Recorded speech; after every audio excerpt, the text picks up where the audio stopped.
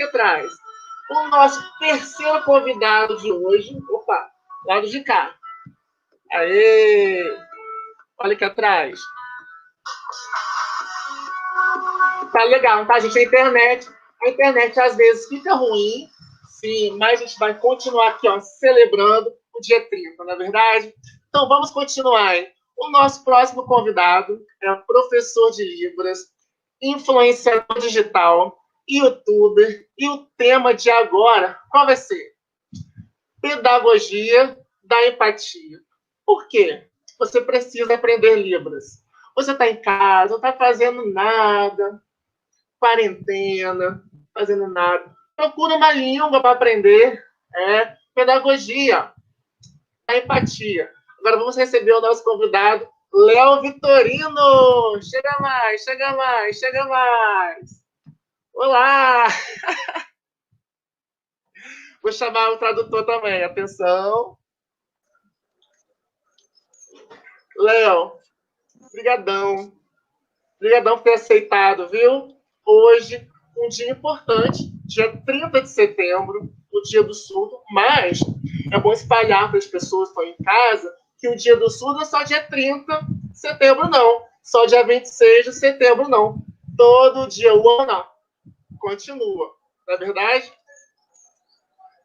Isso mesmo. Então agora, Léo, só você, tá bom? Obrigadão por ter aceitado. Ok. Então, eu estou tão amassadinho aqui, dá para dar espaço? Obrigado, pessoal. Obrigado, Estevam, pelo convite. É um prazer estar participando hoje aqui, conversando com vocês. Então, deixa eu me apresentar quem sou eu. O Estevam já falou um pouquinho resumidamente, acredito que isso seja suficiente, mas eu estava vendo que o Estevam colocou uma foto minha ao fundo, que foi muito linda, mas hoje eu tô sem barba, porque ontem eu estava de drag, tá bom? Então agora eu estava vendo aqui os detalhes e vou conversar e falar um pouquinho desses pontos importantes. E se eu esquecer de alguma coisa que é muito importante, eu retomo, que eu anotei aqui. Então, gente, nesse período que nós estamos agora de quarentena, de isolamento social, então, o que é o principal foco da comunidade surda, entre o surdo, a pessoa com deficiência, o deficiente auditivo, o surdo oralizado, o surdo bilíngue, o surdo com implante coclear, existem vários tipos dentro desse segmento. Então, os que utilizam a língua de sinais, tem os surdos que preferem fazer a oralidade, tem outros que preferem só usar a língua de sinais também. Então, depende de cada caso, depende de cada vivência de cada um. Então, alguns sabem ler lábios, outros não sabem. E nesse percurso, nesse período antes da pandemia, era mais fácil, mais normal ter essa parte de convívio e conversação utilizando a sincronização entre os dois idiomas. Porém, no momento que veio a pandemia, teve essa limitação, a utilização das máscaras também, então tranca aquilo, a angústia que tu fica sentindo por não conseguir ter expressividade suficiente, tu não pode baixar a máscara para mostrar o rosto também, porque tu pode estar contaminando outras pessoas, proliferando a doença, então, ou as pessoas te passando também, então acaba sendo muito perigosa essa parte de não utilizar a máscara. Daí existem outros fatores também, que estão usando a venda de uma máscara transparente, só que é difícil aonde que tu vai encontrar. Por exemplo, aqui na minha cidade, na Bahia, eu nunca vi a venda dessas máscaras transparentes, não encontrei em nenhum lugar. Então, aonde vai ter, aonde eu vou, não encontro. Só existem as outras que são mais fechadas. Então, isso me faz me sentir mal por não conseguir ter acesso a isso. Outros surdos vai fazer o quê? Né? Então, depende quando está junto com uma pessoa, e se é um ouvinte também, está ali, está dependendo, fazendo essa parte de... Eles estão falando, traduzindo, fazendo ao mesmo tempo toda essa jogada, e tu tá ali no telefone, sabe, mostrando para a pessoa ler aquilo ali e apresentar. Só que isso é muito ruim, porque tu tem que tu tem que mexer no telefone, também isso é um risco, porque você está tendo contato com aquele produto, tu está passando para outra pessoa, então isso também é perigoso. Sabe, então, nossa, é bem difícil esse momento, principalmente para a comunidade surda, e por causa da pandemia.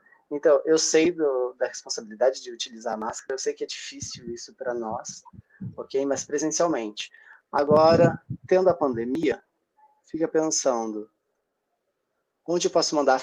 Fica em casa. Todo mundo diz para ficar em casa. Nós estamos em casa, só que se eu não posso sair, não posso visitar, não posso ir numa festa, não tenho fazer, tenho que ficar dentro de casa isolado, ou junto com a minha família, ouvinte, ou dividindo contato com as pessoas, e o surdo vai começar a ficar mais retraído.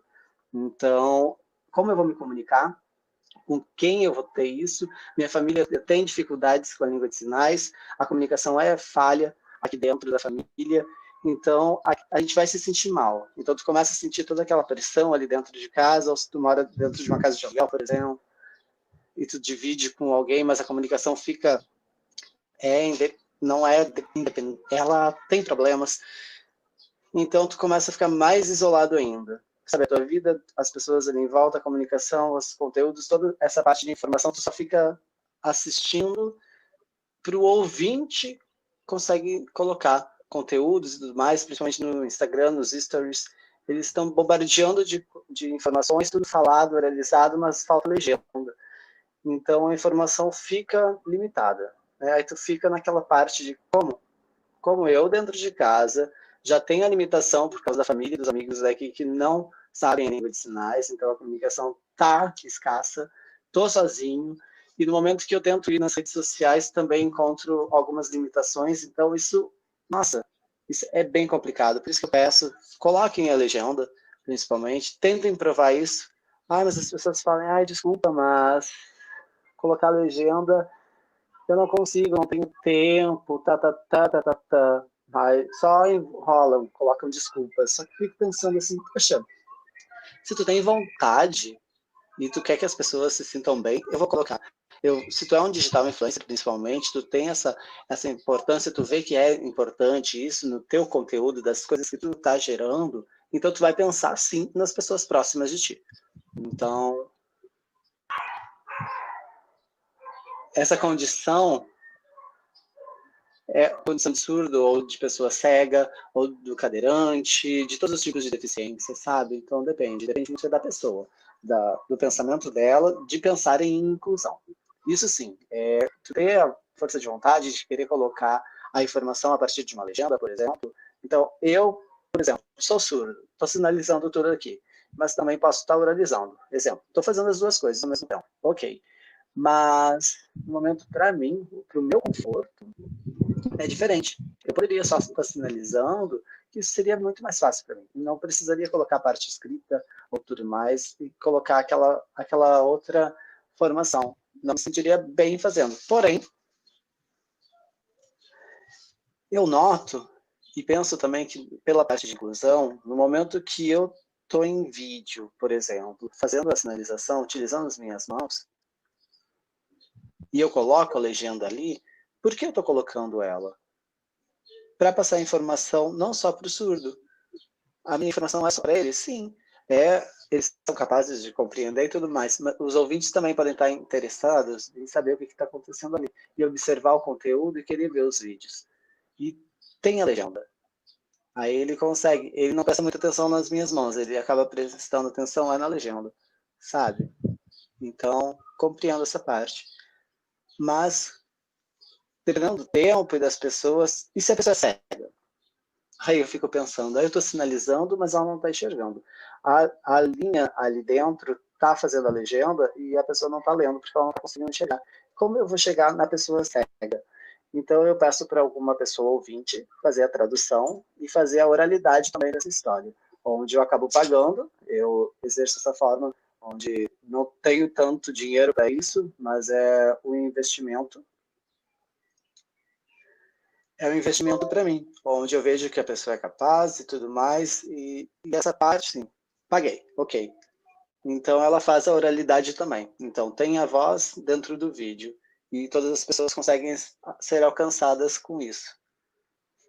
Agora, pode prestar atenção que na parte da pessoa cega, principalmente, ela tem o direito da informação. Então, LGBT, opa, peraí, confundi agora o sinal, da Libras. Mas o surdo também tem isso. Então, o cego é capaz de aprender Libras? Ele é capaz sim, usando a Libras tátil, principalmente, onde com um toque tu vai conseguir compreender a sinalização. Mas, sabe, por causa do pensamento de inclusão, principalmente tu querer incluir todas as pessoas, só que existem algumas pessoas que ainda não pensam nisso. Né? Então elas só pensam no dinheiro, na fama, ou que não pagam por essa parte. O pensamento ainda tá pequeno. É estranho, né? E quando a gente fica pensando nessa parte de ganância, no dinheiro e não querer passar a informação para todos, isso é o contrário. Se eu acredito nisso e eu quero que todos entendam o que eu estou fazendo, eu vou investir nisso. Não vou poder ficar dando desculpas de não tenho tempo.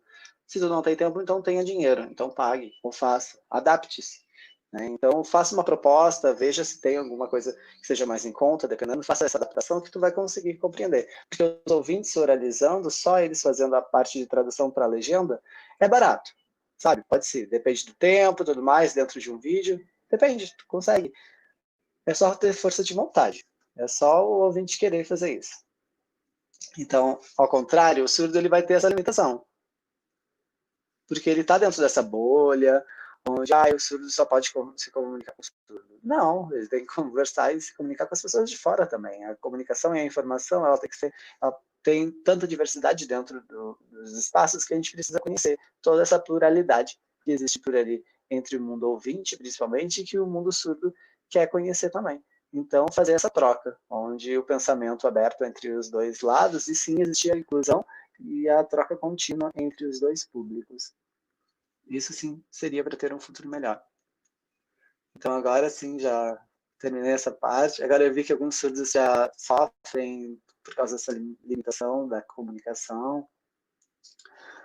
E também eu fico pensando, tá, mas vocês sabiam que é muito importante aprender língua de sinais?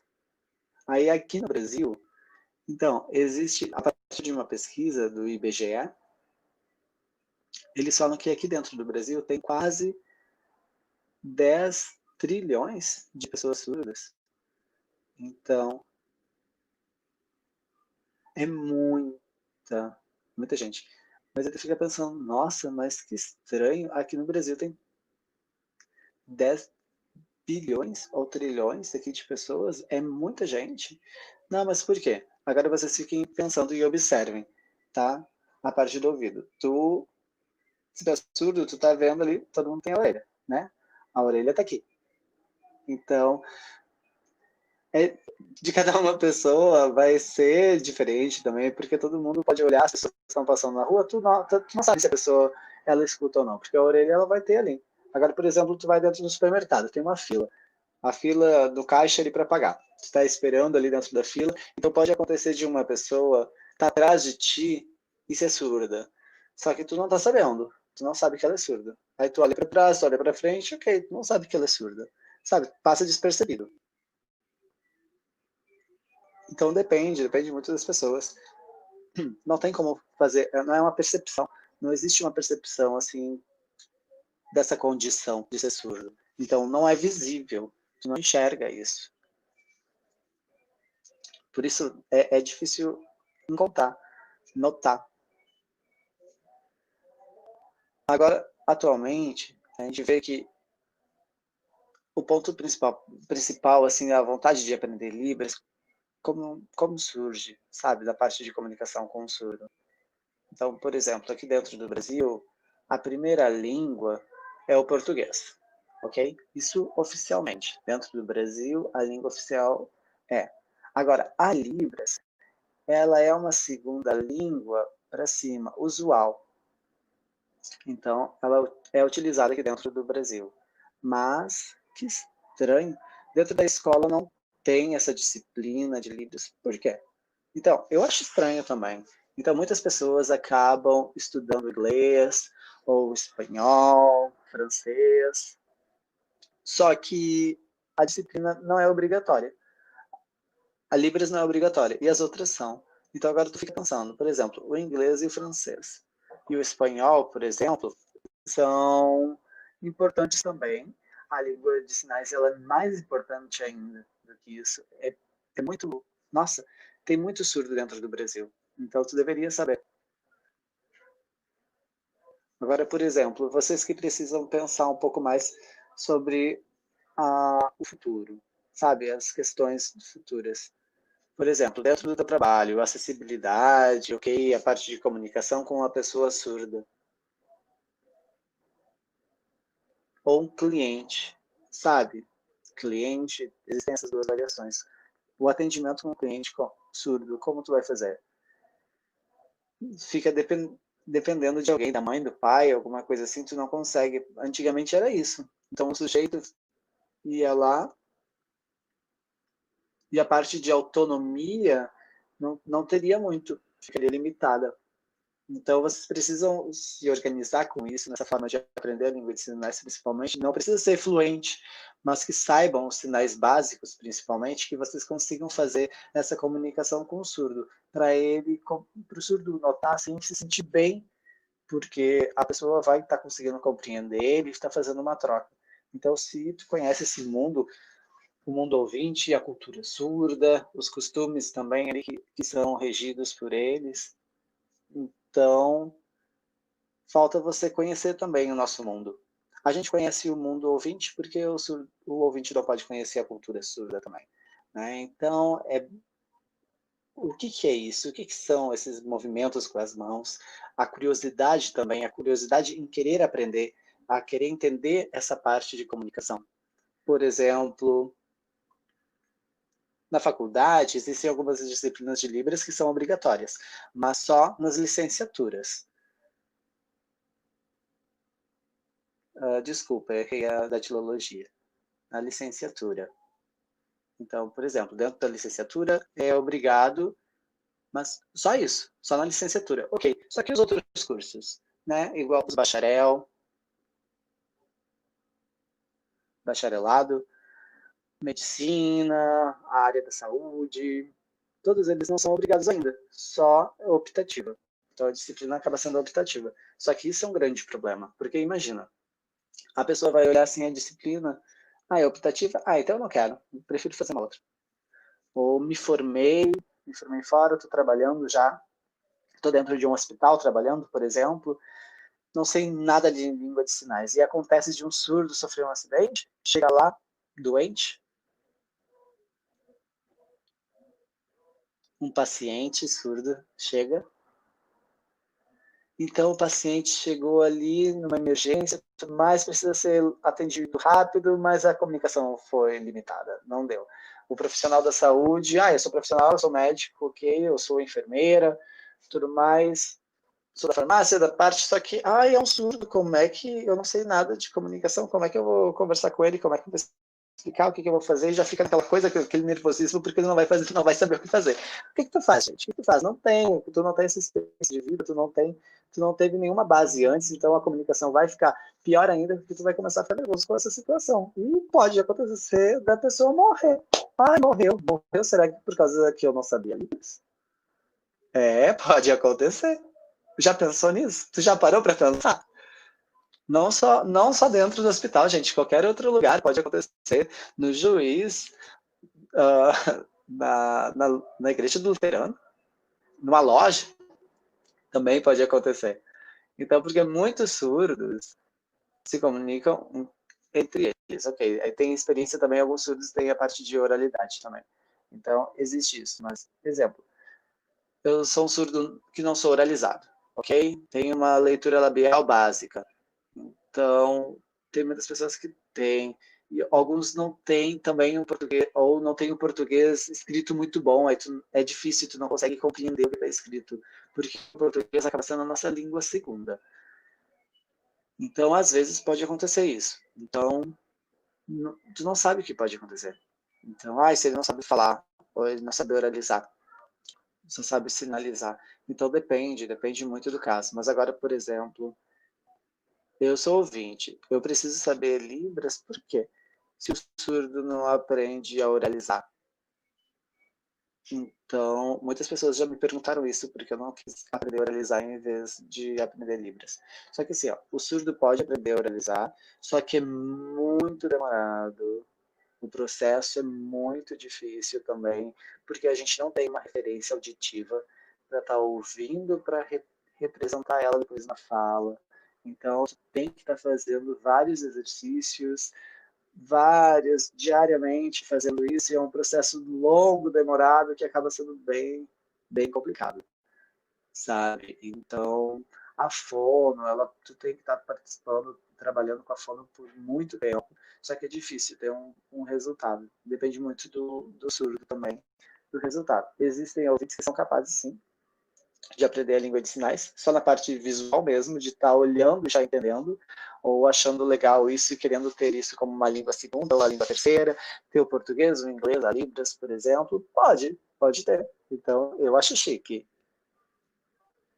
Mas como e aonde encontrar para aprender a Libras? Aonde eu posso fazer isso? Então, tem vários lugares. Agora, na internet existem cursos gratuitos, alguns cursos que são pagos também. Depende da hora, do valor que tu quer investir nisso. Então, existem vários professores. Tem professor surdo, tem professor ouvinte de Libras que ensina, tem aulas particulares, tem aulas diferentes. Nossa, gente, dentro da internet existem muito. Tu consegue encontrar isso. A variedade de cursos é extensa. Mas eu, como professor de Libras, eu sempre ensino e dou as aulas, os cursos, ok, privados. Eu tenho também o Instagram Vision Libras, onde ele ensina, faz os cursos, as turmas de Libras a partir dali, tendo o ouvinte, tendo o surdo ali dentro, para ter essa parte de comunicação básica, principalmente. Então, deve haver isso, essa integração ali dentro, na universidade também, ou nas faculdades. Tem disciplinas de Libras que tu pode buscar fazer também, ou se tu tem interesse em ter uma proposta de curso de Libras, assim, que tu fica interessado, pode fazer isso também. Existem vários lugares que tu pode estar encontrando. Esse tipo, vai do teu interesse, da tua vontade. Existem associações surdas também, que dão aula. Existem eventos próprios para isso, para língua de sinais. Tu pode estar pesquisando isso para saber, ter mais informações de onde procurar e onde encontrar. Tá bom?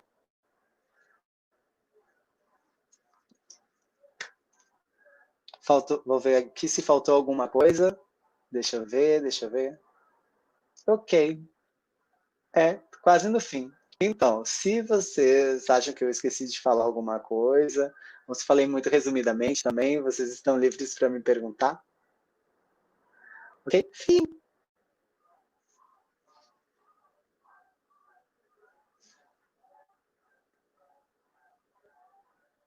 Estevão, teu áudio está desligado, tá? Só para te avisar. Obrigado. Tem várias perguntas, vou procurar aqui. Ó.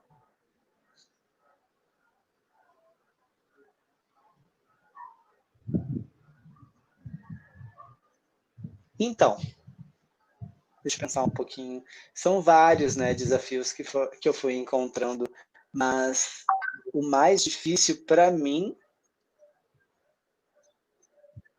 dentro do YouTube, foi o começo mesmo, porque como fazer isso da filmagem, na parte de sinalização também ali, mas aí depois eu pensava que precisava anotar em tópicos o que estava acontecendo, para não esquecer também, ou se tinha uma coisa muito importante eu precisava falar, senão eu acabava me perdendo no assunto, tu ia para outro caminho e não aquilo, se perdia nos assuntos, então acho que esse roteiro ajuda bastante.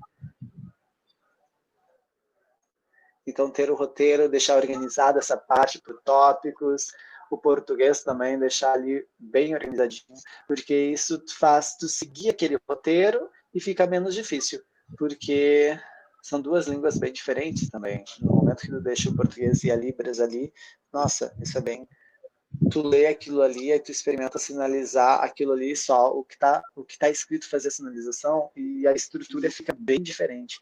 Então aí eu ficava pensando como é que eu podia montar aquilo ali. Então eu sinalizava, aí eu achava que não concordava com aquilo, então eu trocava, fazia de novo, sinalizava, era bem difícil. Foi um processo bem complicado mesmo, do português para traduzir para Libras. Depois, um dos segundos pontos, assim, também na parte de ser youtuber surdo. Então, era a falta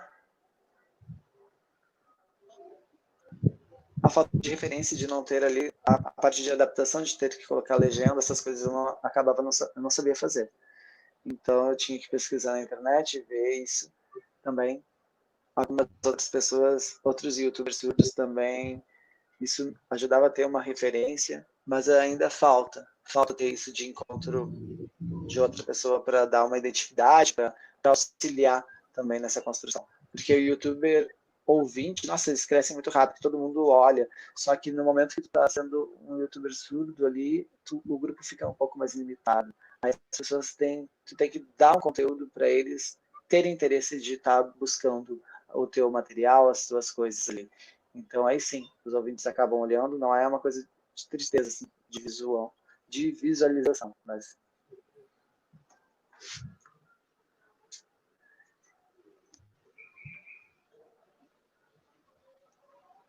Visibilidade. visibilidade, tá?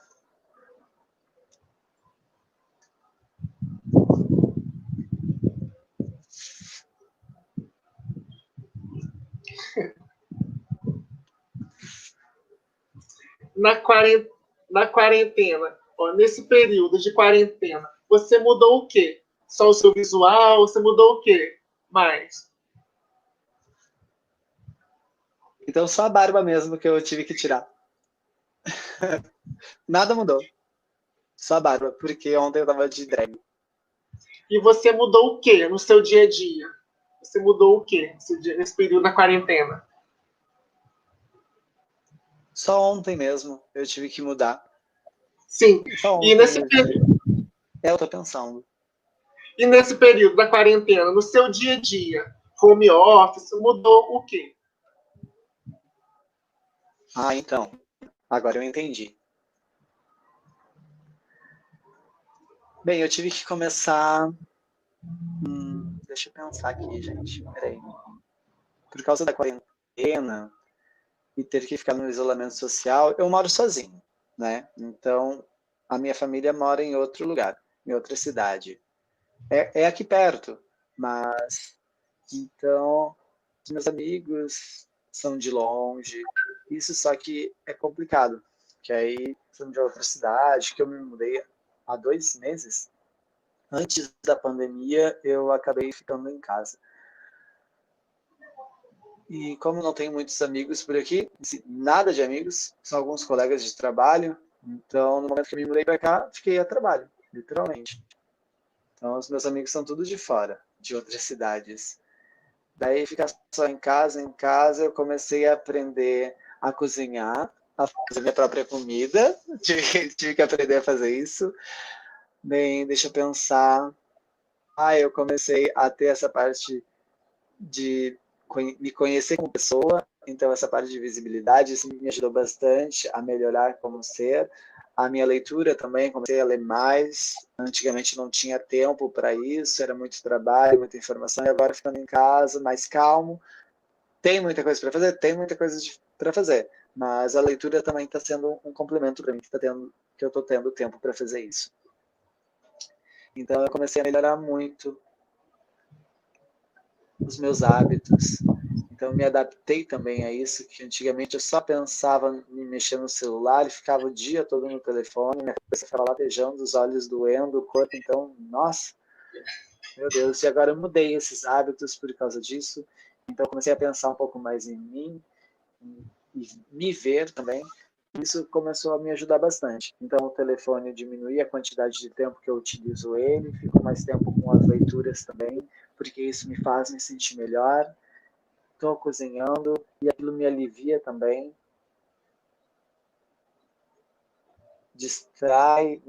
Eu fico distraído na cozinha. Então isso é muito legal para mim. Então, sabe, Isso me ajudou bastante. Estou conseguindo dormir mais cedo, acordar mais cedo também. Então, todas essas partes já mudaram e fizeram isso melhorar. São hábitos que melhoraram para mim. Acredito que seja isso. Espero que tenham gostado da resposta e que eu tenha conseguido responder bem. Muito legal. Tem mais perguntas, gente? Mais pergunta? Léo, qual a estratégia que você usa para ensinar? Então, eu sou um professor surdo, ok? A minha experiência como professor já são de 10 anos. Então, é uma longa trajetória. No começo, a experiência que eu tinha era voluntária, onde eu trabalhava dessa forma, quando eu era mais novo, mais jovem. Então, eu tinha mais ou menos uns 17 anos e eu comecei a fazer isso. E via que os meus colegas surdos, eles encontravam bastante dificuldade. Então, eu perguntava se podia ajudar e fazer essa contribuição ali com os colegas. Então, sim, ele auxiliava ali no ensino e dava conselhos. Então, percebiam que a minha didática era boa. Aí diziam assim, tu podia muito bem algum dia vir aqui junto com o pessoal para fazer isso, dessas oficinas, conversar com o pessoal surdo principalmente. Eu não tenho dinheiro para pagar, mas se tu estiver livre e vir para cá, aqui na escola de surdos, vai ser ótimo. Então, é verdade, fiquei pensando, dentro de uma escola, mas o que eu vou fazer ali? Então, no centro, centro de apoio pedagógico. Centro de apoio pedagógico foi onde eu fazia isso, fazia esses atendimentos para as pessoas com deficiência, então, e que tinham mais dificuldade na aprendizagem. Então, existia essa parte da leitura e tudo mais ali dentro, e eu era ex-aluno de lá também. Então, eu fiquei como voluntário auxiliando, e fiquei por lá por um tempo. Então, isso quando eu tinha 17 anos, mais ou menos. Agora, depois eu me mudei para uma outra cidade, comecei a fazer faculdade e a estudar letras libras e fui aprendendo. Então, isso por anos. E agora eu me sinto um professor formado dentro da faculdade, da universidade aqui dentro da Bahia. Então, o curso me ajuda bastante a enxergar o que acontecia 10 anos atrás, nesse processo todo de aprendizado também, o que eram coisas boas, ali que eu fazia, coisas que não eram boas, que eu via que na experiência, a partir da experiência, eu conseguia descobrir o que poderia ser melhor para o desenvolvimento do aluno ouvinte, principalmente. E começar a montar estratégias para isso também, onde o surdo e o ouvinte poderiam estar aprendendo junto. Só que antigamente, eu fico pensando, há uns 4, 5 anos atrás, desculpa, deixa eu reformular. Não é isso. Na verdade, faz uns 3 anos atrás, mais ou menos, eu comecei a trabalhar na faculdade, só que aí eu me afastei da escola, então eu fiquei focado ali só com alunos surdos. Então, às vezes, eu ia para uma escola estadual, uma escola pública, onde eu ensinava Libras para os alunos ouvintes também. Só que existia muito aquela dependência de ter um intérprete ali junto. Então, eu comecei a trabalhar dentro da universidade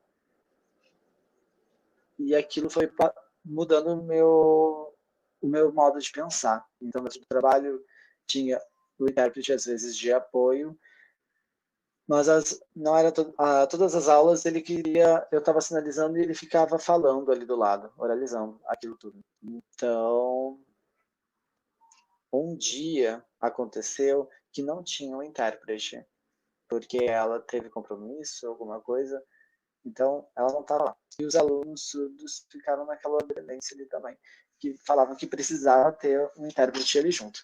Só que eu ficava pensando, ok, deixa eu pensar. Mas essa parte de prioridade entre os alunos e ter um intérprete ali junto, se precisava, e eu sozinho, qual seria o desafio de eu, dentro de uma sala sem um intérprete junto? Como é que eu ia fazer? como é que eu ia ensinar aquele pessoal todo ouvinte ali junto? E a minha preocupação começou a surgir. Mas foi um desafio muito bom que eu aceitei. Então, eu comecei a montar estratégias de como fazer isso, uma comparação também com as aulas anteriores que estavam sendo feitas. Então, eu notava também que os alunos aprendiam muito mais sem o intérprete ali. Porque, tendo eu sozinho, eles desenvolviam muito melhor e bem mais rápido. Mas agora eu fico pensando, é preciso de intérprete sim, principalmente assim. Hoje vai ter uma resposta, vai ter uma leitura de material, por exemplo, alguma coisa assim. Então ele via que precisava ter ele junto ali presencialmente. Porque dentro da sala de aula, por exemplo, eu estou de pé e tem um intérprete ali do lado. Então eu estou sinalizando e ele está conversando, sinalizando, falando toda a parte, explicando. Se eu estou explicando o que está no quadro, então é mais fácil, porque ele faz essa adaptação visual, principalmente. E as pessoas não acabam esquecendo porque elas estão ouvindo aquilo ali. A informação, ela fica... É uma coisa visual e auditiva ao mesmo tempo, né? Então não precisa ficar, olha isso e tal coisa. E o tempo também de explicar e a parte da teoria também acaba sendo um pouco mais confusa. Então, quando sinalizo e falo ao mesmo tempo, então isso é uma troca que pode ser que funciona em alguns momentos. Só que dependendo do treino daquilo ali e da parte de sinalização e ficar me olhando, eu notava que dentro dos cursos, principalmente, se é online, eu vou fazer o quê? Porque ali eu tenho o apoio da estrutura, das outras estruturas ali junto, ou a partir da legenda. Só que a legenda fixa ela não está fixa. Porque dentro do YouTube, se tu ativa ela, coloca ali, remove ela, ela vai ficar fazendo uma tradução simultânea, mas não completamente certa. Então ela é muito básica ainda. E para o ouvinte acaba não entendendo o que está sinalizando. Então é importante sim ter a parte da legenda ali dentro. E fazer esses vídeos tendo várias tentativas ali também e organizar para ele ter uma sincronização melhor. E os alunos começam a notar aquilo ali e questionam ele, querem aprender mais e notam que daqui a pouco não precisa mais nem da legenda, que eles vão estar conseguindo fazer a tradução simultânea assistindo só línguas de sinais e acabam deixando de lado a legenda ali embaixo. Então são estratégias que a gente utiliza.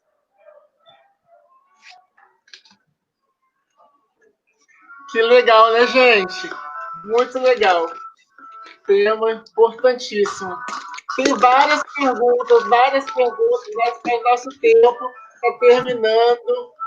Léo, quero agradecer a você por ter participado, viu? Obrigadão por ter compartilhado a sua experiência, do seu dia a dia, da profissão, viu? Obrigadão. Muito obrigado, Estevão. Muito obrigado, intérprete. Leno. Obrigadão a Leno também. Muito obrigado. Vou fazer um coração. Muito obrigado a todos vocês que estão aqui assistindo, gente. Obrigado. Um grande beijo a todos. Coração, faz um coração nós três. Faz um coração. Faz aí também, Leno. Aí, gente, faz um print, printa, gente. Faz um print aí, ó. Show de bola. Obrigadão, obrigadão, obrigadão. Tchau, beijo, tchau. pessoal. Muito obrigado. Que legal, né, gente? Que legal. Muito legal.